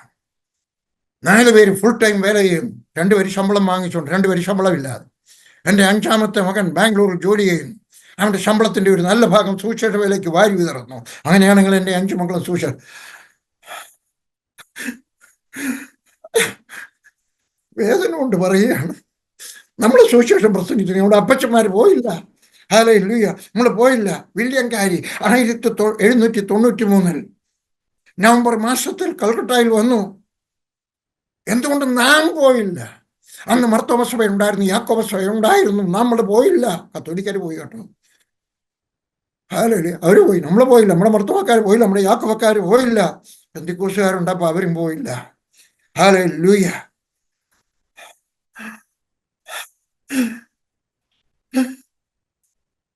1906 മിസോറാം എവിടെയാന്ന് പോലും അറിയാത്തവരധികം പേര്. ഇന്ത്യയുടെ ഒരു മാപ്പ് ഭിത്തിയിലെങ്കിലും ഇല്ലാത്തവരായിരിക്കും. അത് എൻ്റെ കുഴപ്പമുണ്ട്, വെച്ചിട്ടുണ്ട്. ഇത് വെച്ചുണ്ടാകാൻ പ്രാർത്ഥിക്കുന്നു. അഭിനയിക്കുമല്ല, ഞാൻ ഹൃദയത്തിൽ നിന്ന് സംസാരിക്കുകയാണ്. ഞാൻ എന്നെ നിങ്ങൾ 100 കഷ്ണമായിട്ട് വെട്ടിയിട്ടാലും ഓരോ കഷ്ണവും വിളിച്ചു പറയും ഇന്ത്യ, ഇന്ത്യ, ഇന്ത്യ. ഹല്ലേലൂയ. 1900 വില്യംകാരി വന്നത് ഓർത്തോ, 1793. ഇത് കേട്ട് നമ്മളാരും ഒരുത്തിനയാളുടെ കൂടെ പ്രവർത്തിക്കാനായിട്ട് അയച്ചില്ല, അവിടെ വേറെ ഏറ്റെടുക്കാനായിട്ട് അയച്ചില്ല. 1906 എന്ന് പറഞ്ഞാൽ ഏകദേശം 100 വർഷം കഴിഞ്ഞപ്പോൾ ഒരു ഉണർവുണ്ടായി മിസോറാമിൽ. നമ്മുടെ അപ്പച്ചന്മാർ പോയപ്പോഴാണ്. അല്ല, നമ്മൾ പോകാഞ്ഞത് കാരണമാണ് വില്യംകാരി അയച്ചത്. നമ്മൾ പോകാഞ്ഞത് കാരണമാണ് മിസോറാമിൽ ബാപ്റ്റിസ്റ്റുകാരെ അയച്ചത്, പ്രെസ്ബിറ്റേറിയൻകാരെ അയച്ചത്. ഉണർവുണ്ടായി. മിസോറാം 100% ക്രിസ്ത്യാനികളുള്ള സ്റ്റേറ്റായി. 100%. നിങ്ങൾക്കറിയാമോ, the only state in India which has 100% Christianity, Mizoram. നാഗാലാൻഡും ഉണ്ട്. ഞാൻ വിശദീകരിച്ച് അതിനെപ്പറ്റി പുസ്തകങ്ങൾ എഴുതിയിട്ടുണ്ട് കേട്ടോ. ഹല്ലേലൂയ. തോമസ് ലീയ വന്ന 52 അദ്ദേഹം യോഹന്നാന്റെ സുവിശേഷം വിട്ടു. പക്ഷെ ഇന്നും 1% കുറവ് ക്രിസ്ത്യാനികളുള്ള സ്റ്റേറ്റ് ഇന്ത്യയിലുണ്ട്. കേട്ടാട്ടെ, ബീഹാർ 0.1, ഗുജറാത്ത് 0.5 എന്ന് പറഞ്ഞാൽ 1% പോലും ഇല്ലെന്ന്. ഹരിയാന 0.2%. ഇതൊക്കെ പോയിരിക്കുന്ന മലയാളികളെ ഉൾപ്പെടെയാ പറയുന്നത് കേട്ടോ. ഹിമാചൽ പ്രദേശ് 0.1-2 എന്ന് കൂട്ടിക്കും. മധ്യപ്രദേശ് 0.3, മഹാരാഷ്ട്ര 0.9 എന്ന് പറഞ്ഞാൽ 1% ആയില്ല. Rajasthan 0.1, UP 0.1, Uttarakhand 0.3, west Bengal 0.7. West Bengal എന്തുകൊണ്ടാ? ചണ്ഡീഗഡ് 0.1, ഡൽഹി 0.8. ഇത്രയും മലയാളികളും തമിഴരും എല്ലാവരും വന്നിട്ട്, ക്രിസ്ത്യാനികൾ വന്നിട്ടും 0.8 ആയിട്ടുള്ളൂ. ജമ്മു കാശ്മീർ 0.2, ലക്ഷദ്വീപ് 0.4. എന്തുകൊണ്ടാ? നാം പോയില്ല. നാം നമ്മുടെ മക്കളെ അയച്ചില്ല. അമേരിക്കയ്ക്ക് അയക്കണം, ജർമ്മനിക്ക് അയക്കണം, വേറെ എവിടെയെങ്കിലുമൊക്കെ അയക്കാം. പക്ഷേ ഒരെണ്ണത്തിനെങ്കിലും വടക്കേ ഇന്ത്യക്ക് വേണ്ടി അയച്ചിരുന്നെങ്കിൽ, നമ്മുടെ ബൈബിൾ സ്കൂളുകളിൽ നിന്ന് ഒരാളിനെങ്കിലും വടക്കേ ഇന്ത്യക്ക് അയച്ചിരുന്നെങ്കിൽ, ഓരോ ഗ്രാജുവേറ്റിനകത്തുനിന്ന് ഒരാളിനെങ്കിലും അയച്ചിരുന്നെങ്കിൽ, മർത്തോമക്കാർ അയച്ചിരുന്നെങ്കിൽ, യാക്കോബക്കാർ അയച്ചിരുന്നെങ്കിൽ, ഇവാഞ്ചലിക്കൽ അയച്ചിരുന്നെങ്കിൽ, CSCക്കാർ അയച്ചിരുന്നെങ്കിൽ, IPCക്കാർ അയച്ചിരുന്നെങ്കിൽ, അസംബ്ലിസ്റ്റുകാർ അയച്ചിരുന്നെങ്കിൽ, ചട്ടക്കൂടുകാർ അയച്ചിരുന്നെങ്കിൽ, പാസ്റ്റർ ബാബു ചെറിയാണ്ടൊക്കെ ചോദിച്ചാട്ടെ. വടക്കേ ഇന്ത്യയിൽ ഇരിക്കുന്നവരും തിരിച്ചു വരും എന്ന് പറഞ്ഞ വലിയ പാസ്റ്റർ പറയും, മോൻ ഇവിടെ എങ്ങാൻ നിൽക്കാമെങ്കിൽ ഒരു സഹോദരൻ ചോദിച്ചാട്ടെ. അദ്ദേഹം പറഞ്ഞിട്ടുള്ള പാസ്റ്റർമാരുടെ പേര് പറയും. ഇവിടെ ഉള്ളവരെ അങ്ങോട്ട് അയക്കുന്നതിന് പകരം അവിടെ ഉള്ളവരെ പിടിച്ചു നിർത്താൻ കാണാം. നാം പോയില്ല, നമ്മുടെ വല്യപ്പച്ചൻ പോയില്ല. Hallelujah, hallelujah. ഇന്നും അനേക ക്രിസ്തീയ കുടുംബങ്ങളുണ്ട് ഒരു സുവിശേഷ വേലക്കാരനില്ലാത്ത. ഷെയിം, നാണക്കേട്, ഷെയിം, ഷെയിം. ഞാൻ കരഞ്ഞോട്ടെ.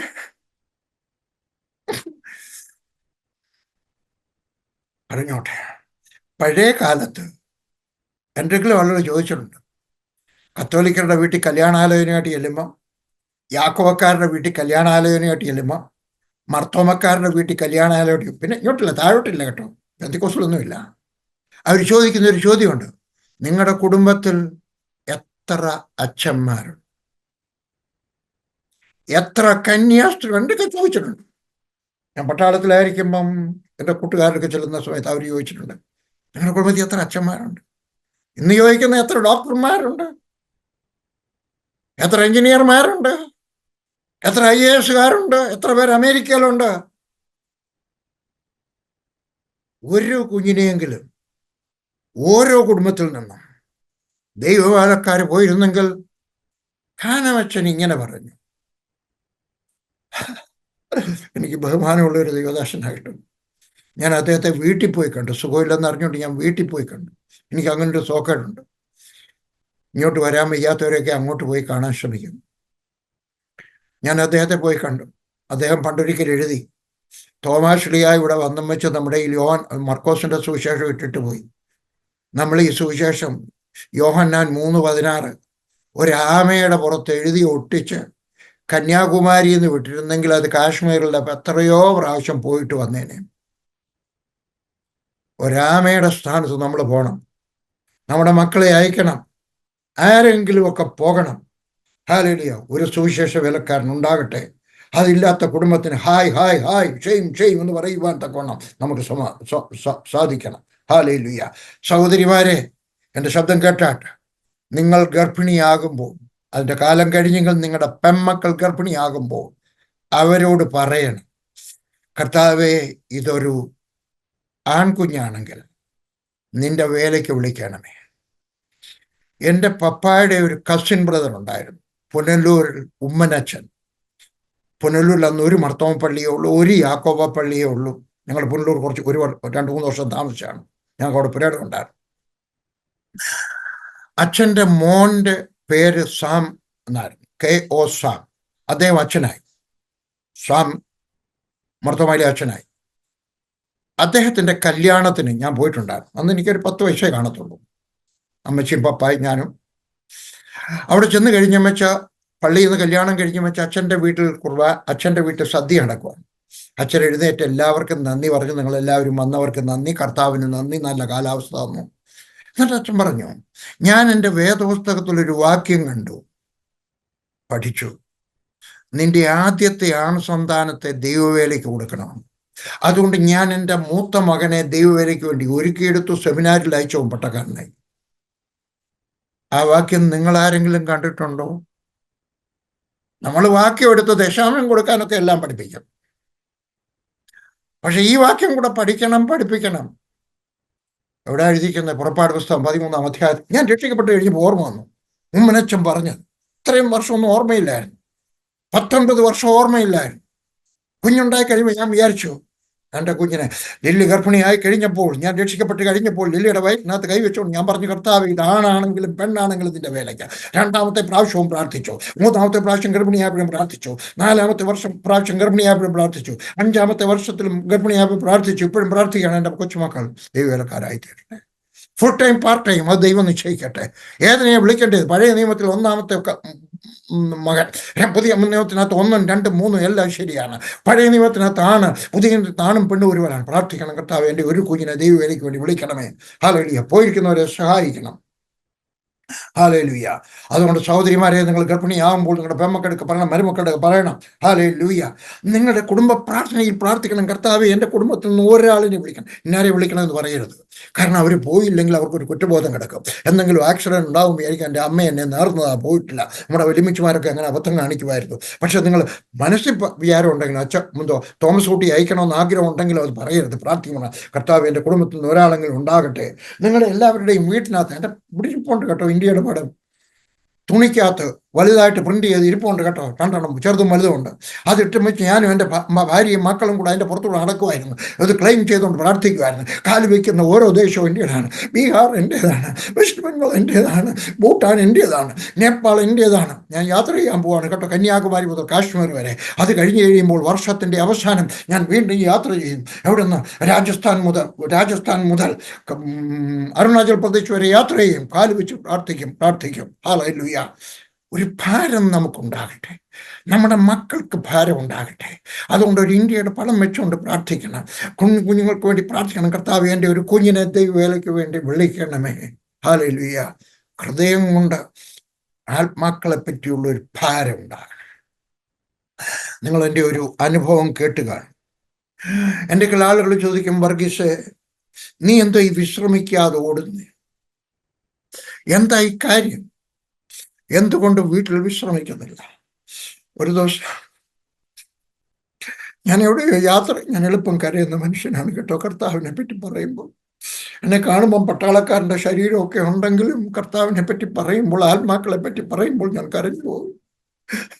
പട്ടാളക്കാരൻ്റെ രക്തം എൻ്റെ ശരീരത്തിനകത്ത് കിടപ്പുണ്ട് കേട്ടോ. പക്ഷെ അതിനേക്കാളൊക്കെ ഉപരിയായിട്ട് യേശുക്രിസ്തു ആത്മഭാരം തന്നിട്ടുണ്ട്. ഒരു ദിവസം ഞാൻ ഇവിടെയൊക്കെ യാത്ര ചെയ്ത് ടയേർഡായിട്ട് വന്നിരിക്കുകയാണ്. ഞാൻ കയറി വരുമ്പോൾ ടയേർഡ് ആകത്തില്ല. എത്ര യാത്ര ചെയ്താലും വീട്ടിലോട്ട് വരുമ്പോൾ ഞാൻ ഉഷാറായിട്ടാണ് കയറി വരുന്നത്. ഞാൻ വീട്ടിലോട്ട് വന്നിരുന്നു, വലിയൊരു കപ്പ് കാപ്പി ഉണ്ടാക്കി തന്നു. എൻ്റെ ചോദിച്ചു, ഇനി എന്നാ അടുത്ത യാത്ര? ഞാൻ പറഞ്ഞു, കൊച്ചേ, മറ്റേ 2 ദിവസം കഴിയുമ്പോൾ പിന്നെയും പോകണം. എൻ്റെ മോൻ അപ്പുറത്തിരിക്കുവാൻ. അന്ന് അവന് 60,000 റുപ്പീസ് ശമ്പളമുണ്ട്. അന്ന് അവന് ബ്ലസൻ സിംഗപ്പൂർ എയർലൈൻസ്. അന്ന് ഇപ്പോഴത്തെ 2 ലക്ഷം എന്ന് വിചാരിച്ചു, അല്ലെങ്കിൽ 1.5 ലക്ഷം എന്തെങ്കിലും വിചാരിച്ചു. അവൻ എൻ്റെ ചോദിച്ചു, ഡാഡിക്ക് കിറുക്കാന്നു. ഡാഡി ഇവിടെ എല്ലാം കറങ്ങി, ഗ്രാമത്തിലെല്ലാം കറങ്ങി ഇങ്ങോട്ട് വന്ന് കയറിയതേ ഉള്ളൂ. മമ്മി ഉണ്ടാക്കി തരുന്ന നല്ല ആഹാരമൊക്കെ കഴിഞ്ഞ് കുറച്ച് ദിവസം ഒന്ന് വിശ്രമിക്കുക, അത് കഴിഞ്ഞിട്ട് പോകും. ഞാൻ ചോദിച്ചു, ഞാൻ പോയില്ലെങ്കിൽ ആര് പോകും?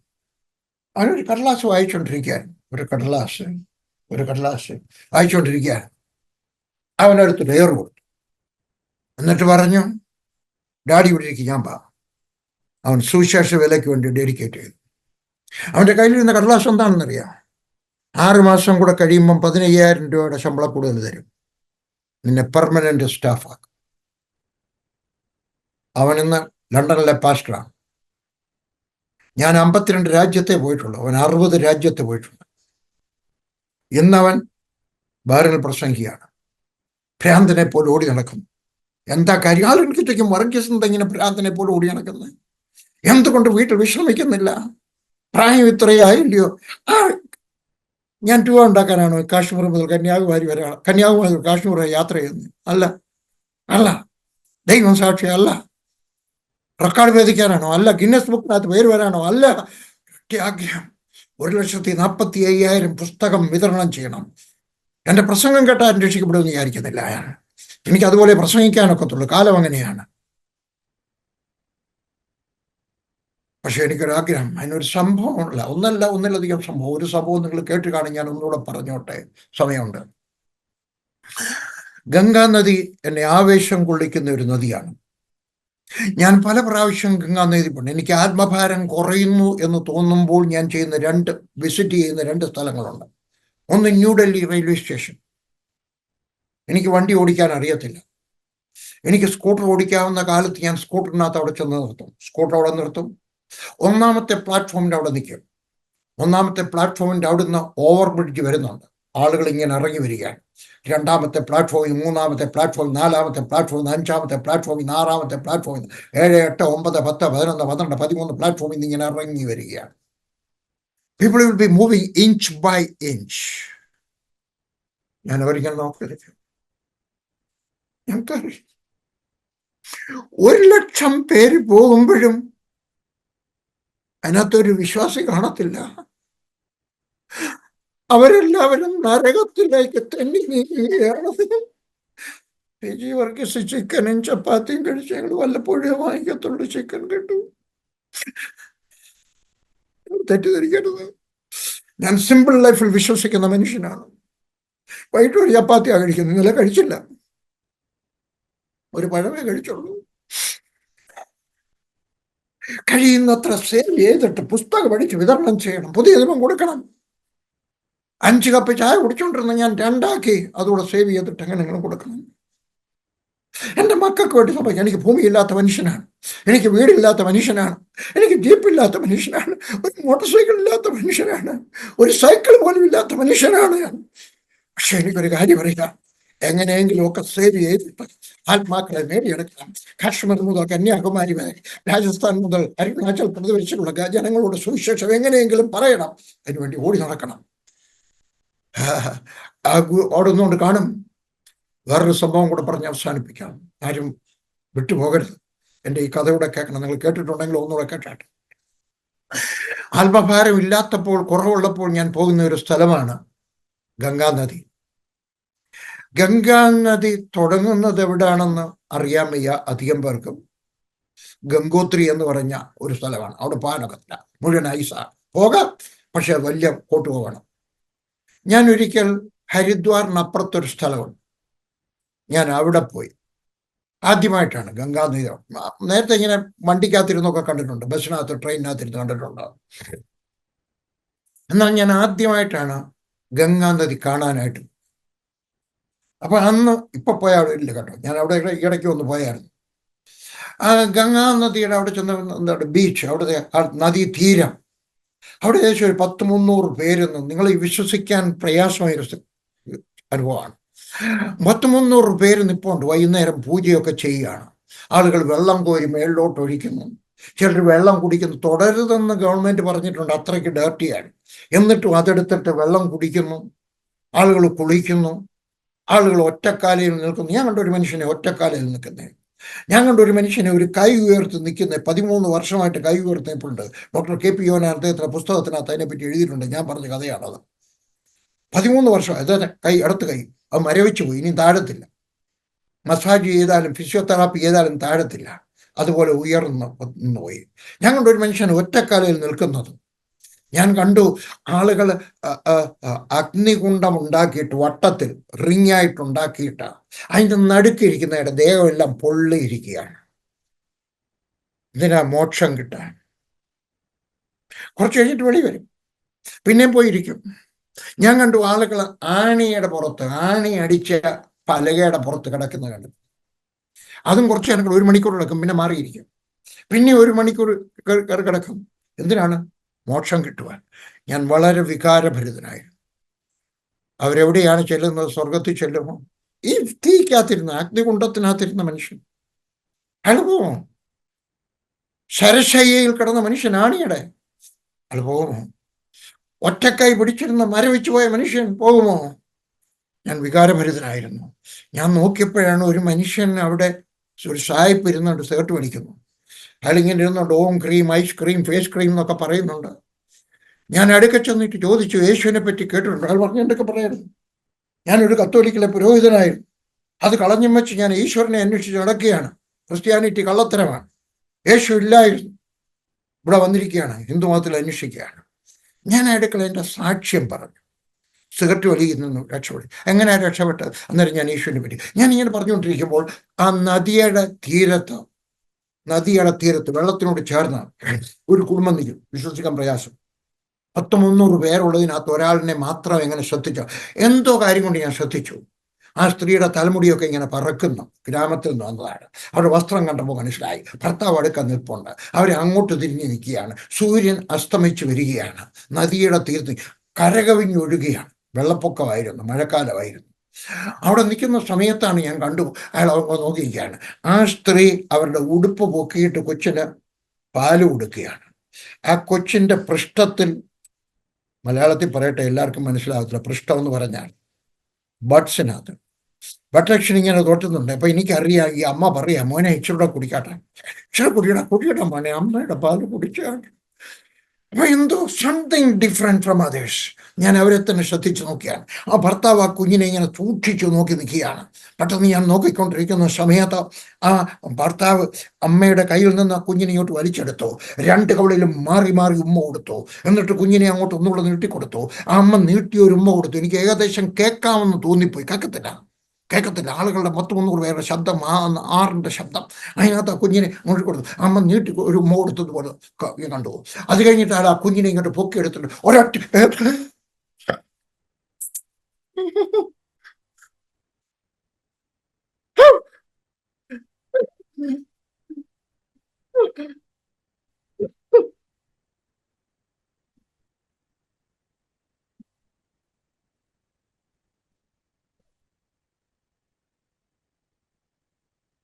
ആ കുഞ്ഞ് പോയി. ഞാൻ കണ്ടു ആ കുഞ്ഞിന്റെ ശരീരം ഒരു വില്ല് പോലെ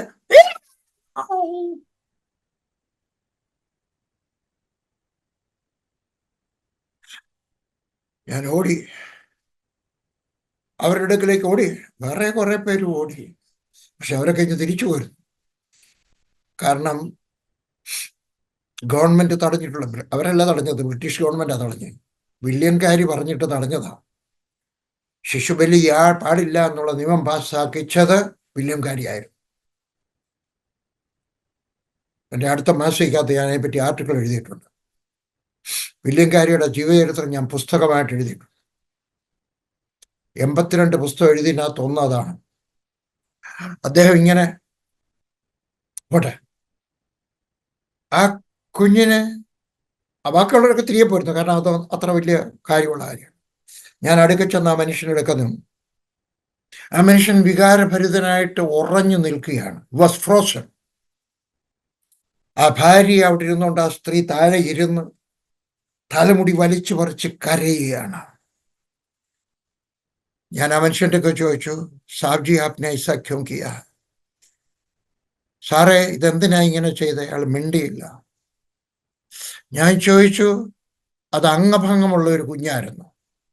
അയാൾ പറഞ്ഞു, അല്ല, സഹി സലാമത്ത, ആരോഗ്യമുള്ള കുഞ്ഞായിരുന്നു. ഞാൻ ചോദിച്ചു, അതൊരു പെൺകുഞ്ഞായിരുന്നു? അല്ല, അതൊരു ആൺകുഞ്ഞായിരുന്നു. നിങ്ങൾ പാവപ്പെട്ടവനാണോ? അയാൾ പറഞ്ഞു, ഞാൻ പാവപ്പെട്ടവനാണ്. ഒരു കുഞ്ഞിനെ വളർത്താൻ നിങ്ങൾക്ക് കഴിവില്ലായിരുന്നു? അയ്യോ, ആ കുഞ്ഞ് ജീവനോടുണ്ടായിരുന്നെങ്കിൽ ഞാൻ ഒരു രാജകുമാരനെ പോലെ ആ കുഞ്ഞിനെ വളർത്തുമായിരുന്നു. ഞാൻ ചോദിച്ചു, പിന്നെ എന്തിനാ കുഞ്ഞിനെ അങ്ങനെ എറിഞ്ഞത്? അയാൾ പറഞ്ഞു, 2 ആഴ്ചയ്ക്ക് മുമ്പ് ഗംഗാദേവി എൻ്റെ ഭാര്യയ്ക്ക് പ്രത്യക്ഷപ്പെട്ടു. അവളുടെ ആവശ്യപ്പെട്ടു, നിന്റെ കുഞ്ഞിനെ എനിക്ക് തരിക, ഞാൻ നിനക്കും നിന്റെ കുടുംബത്തിന് മോക്ഷം തരാം. ഞാൻ അടുക്കളൊരു blunt question, a foolish question ഞാൻ ചോദിച്ചു, യേശു എന്ന് കേട്ടിട്ടുണ്ടോ? ഞാൻ കണ്ടു അയാളുടെ കണ്ണിങ്ങനെ പോന്നേ. എന്നൊക്കെ പറഞ്ഞു, ഇല്ല, ഏത് മരുന്ന് കടയിൽ ആ മരുന്ന് കിട്ടും? അയാൾ വിചാരിച്ച അയാളുടെ ഭാര്യയ്ക്ക് വാങ്ങിച്ചു കൊടുക്കാനുള്ള മരുന്നാണ്.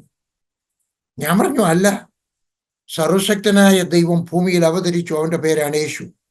അവൻ കാൽവറി ക്രൂശിൽ മരിച്ചു. ഇനിയും നാം ഒന്നും യാഗം ചെയ്യേണ്ട ആവശ്യമില്ല, അവൻ വിശ്വസിച്ചാൽ മതി. ഞാൻ വേഗത്തിൽ പറഞ്ഞു പോയെങ്കിലേ എൻ്റെ സമയം തീരത്തുള്ളൂ കേട്ടോ, സമയത്തിന് തീർക്കാനൊക്കെ. ആ സ്ത്രീ ഇങ്ങനെ കൈപൊക്കി, ഞാൻ കണ്ടു. എൻ്റെ കൈ ഒന്ന് കാണിച്ചോട്ടെ, കാണിക്കുന്നില്ല. ഈ കണ്ടു, ആ വിരലിനകത്തൂടി ഇങ്ങനെ 3-4 തലമുടി ഇങ്ങനെ തൂങ്ങിക്കിടക്കുന്നത് ഞാൻ കണ്ടു. ആ സ്ത്രീ എൻ്റെ ഒരു ചോദ്യം ചോദിച്ചു, ബാബുജി, आपने आधा घंटा पहले क्यों नहीं आया? സാറേ, സാറെന്താ അരമണിക്കൂർ മുമ്പേ വന്നിട്ട് ഈ സുവാർത്ത എന്നോട് പറയാഞ്ഞേ? അഥവാ പറഞ്ഞിരുന്നെങ്കിൽ എൻ്റെ കുഞ്ഞിന്നും ജീവിക്കുമായിരുന്നു. എൻ്റെ കാലുകൾക്ക് ചിറക് തന്ന ഒരു ചോദ്യം. കഴിയുന്നത്ര ഗ്രാമത്തിൽ പോകണം, ആളുകളോട് പറയണം, ഇനി നിങ്ങൾ ഒറ്റക്കാലെ നിൽക്കണ്ട, ഇനി നിങ്ങൾ അഗ്നിയുടെ വളയത്തിനകത്ത് ഇരിക്കേണ്ട ആവശ്യമില്ല, നിങ്ങൾ കൈപൊക്കെ നിൽക്കേണ്ട ആവശ്യമില്ല, നിങ്ങളുടെ കുഞ്ഞിനെ കൊടുക്കേണ്ട ആവശ്യമില്ല, കോഴിയെ കൊടുക്കേണ്ട ആവശ്യമില്ല, മൃഗങ്ങളെ കൊടുക്കേണ്ട ആവശ്യമില്ല, അവൻ സൗജന്യമായിട്ട് രക്ഷ തരുന്നത് പറയുവാനുള്ള വലിയൊരു ആഗ്രഹം. 2 മിനിറ്റുകൊണ്ട് തരിക. ഞാൻ ഒരിക്കൽ ഒറീസയിൽ പോയി. അവിടെ ഒരു സഭ സ്ഥാപിതമായി. 36 പേര് സ്നാനപ്പെട്ടു. 5 വർഷം കഴിഞ്ഞ് ഞാൻ അവിടെ ചെന്ന് കഴിഞ്ഞപ്പോൾ 600 പേരുണ്ടായിരുന്നു. ഞാനവിടെ സുവിശേഷം പ്രസംഗിച്ചു ഇരുന്നു. ഞാൻ ആദ്യം ചെല്ലുന്ന സമയത്ത് അവിടെ ഒരാൾക്ക് മാത്രമേ പൈജാമയുള്ളൂ, ബാക്കിയുള്ളവരൊക്കെ കൗബീനം കൊടുത്ത് നടക്കുകയാണ്. They were wearing G-strings. കരഞ്ഞ അവിടുത്തെ സ്ത്രീകൾക്ക്, ഒരു സ്ത്രീക്ക് മാത്രമേ ബ്ലൗസ് ഉള്ളൂ, ബാക്കിയുള്ളവരൊന്നും ബ്ലൗസ് ഇല്ലാതെ ഒരു തോർത്തിൻ്റെ അറ്റം ഇങ്ങനെ ഇട്ടുകൊണ്ട് നടക്കുകയാണ് അവർ സ്ത്രീയുടെ മുണ്ടിൻ്റെ. 5 വർഷം കഴിഞ്ഞ് വെച്ച് ഞാൻ അവിടെ ചെന്ന് പ്രസംഗിച്ചു വെച്ച് ഞാൻ ഇരുന്നു. ഒറ്റ കസരയേ ഉള്ളൂ, ആ കസര ഞാൻ ഇരുന്നു. അവിടെ എൽഡർ എഴുന്നേറ്റ് എന്ന് പറഞ്ഞു, ബാബുജി, ബഡ പാദിഷ, വലിയ പാസ്റ്ററെ വന്നതിന് വളരെ നന്ദി, വളരെ നന്ദി. 5 വർഷം മുമ്പ് നിങ്ങൾ വരുന്ന സമയത്ത് ഇവിടെ ഒരാൾക്ക് മാത്രമേ പൈജാമ ഉണ്ടായിരുന്നുള്ളൂ. ഇവിടെ നോക്കിയാട്ടെ, ഞങ്ങൾക്ക് എല്ലാവർക്കും, പുരുഷന്മാർക്ക് എല്ലാവർക്കും പൈജാമയുണ്ട്, ഷർട്ടുണ്ട്. 5 വർഷം മുമ്പ് താങ്കൾ ഇവിടെ വരുന്ന സമയത്ത് ഒരു സ്ത്രീക്ക് മാത്രമേ മേളിൽ എന്തെങ്കിലും ഉണ്ടായിരുന്നുള്ളൂ. ഇപ്പം നോക്കിയാട്ടെ, ഞങ്ങൾക്ക് എല്ലാവർക്കും സാരിയും ബ്ലൗസും ഉണ്ട് സ്ത്രീകൾക്ക്. 5 വർഷം മുമ്പ് വരുന്ന സമയത്ത് ഞങ്ങളുടെ കുഞ്ഞുങ്ങൾക്കാർക്കും കൗവീനം പോലും ഇല്ലായിരുന്നു. നോക്കിയാട്ട് ഇന്ന് എല്ലാവർക്കും അണ്ടർവെയറും വസ്ത്രവും ഉണ്ട്. 5 വർഷം മുമ്പ് ഞങ്ങൾ എല്ലാവരും കിടക്കാൻ പോയത് ചിലപ്പോൾ ഒരു നേരത്തെ 1 മണി ചോറ് പോലും കഴിക്കാതെ ആയിരിക്കാം. പക്ഷേ ഇപ്പോൾ ഞങ്ങൾ ഏറ്റവും കുറഞ്ഞത് ഒരു നല്ല ആഹാരങ്ങൾ ഒരെണ്ണമെങ്കിലും കഴിക്കുന്നുണ്ട്. 5 വർഷം മുമ്പ് നിങ്ങളിവിടെ വരുന്ന സമയം കഴിഞ്ഞാൽ 5 വർഷം മുമ്പ് നിങ്ങളിവിടെ വരുന്ന സമയത്ത് ഇവിടെ ഞങ്ങളുടെ ഒരു വർഷത്തിൽ ഒരു കുഞ്ഞിനെയെങ്കിലും ബലിയർപ്പിക്കുന്നുണ്ടായിരുന്നു. പക്ഷേ ഈ ആദ്യത്തെ സ്നാന ശുശ്രൂഷ നടന്നതിന് ശേഷം ഒരൊറ്റ കുഞ്ഞിനെയും ഇവിടെ ബലി കഴിച്ചിട്ടില്ല. എനിക്ക് ഓർമ്മ വന്നു ഗംഗാനദിയിലെ സ്വാർത്ഥ. എനിക്കൊരാഗ്രഹം, കഴിയുന്നത്രയും ഗ്രാമങ്ങളിൽ പോകണം യേശുവിനെ പറ്റി പറയാൻ. നാം പോയിരുന്നെങ്കിൽ, നമ്മുടെ മക്കളെ അയച്ചിരുന്നെങ്കിൽ, നാം എല്ലാവരും കണക്ക് നോക്കി ദശാംശം കൊടുത്തിരുന്നെങ്കിൽ, അതുകൂടാതെ 1% കൂടെ സുവിശേഷം കേട്ടിട്ടില്ലാത്തവരുടെ പ്രവർത്തിക്കുന്നവർക്കായിട്ട് കൊടുക്കുക. ആര് പോകും? ആരൊരു കുഞ്ഞിനെ അയക്കും? പ്രാർത്ഥിക്കട്ടെ.